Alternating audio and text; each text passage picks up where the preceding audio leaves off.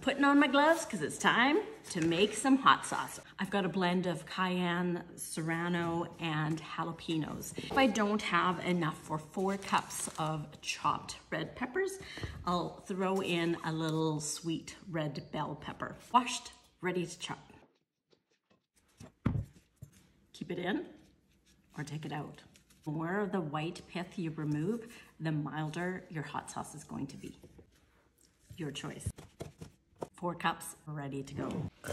Toss together your chopped peppers, half an onion, some garlic cloves, a little bit of kosher salt, your vinegar, and a little bit of water, and get that cooking.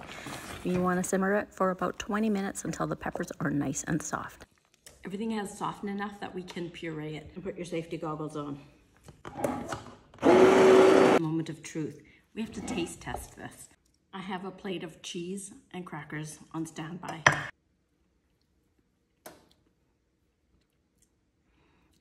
It's hot. My nose is running and I may start hiccuping, but I like it. Time to strain out the seeds and make it nice and smooth. This is going into the dehydrator for hot pepper. And now we bottle it.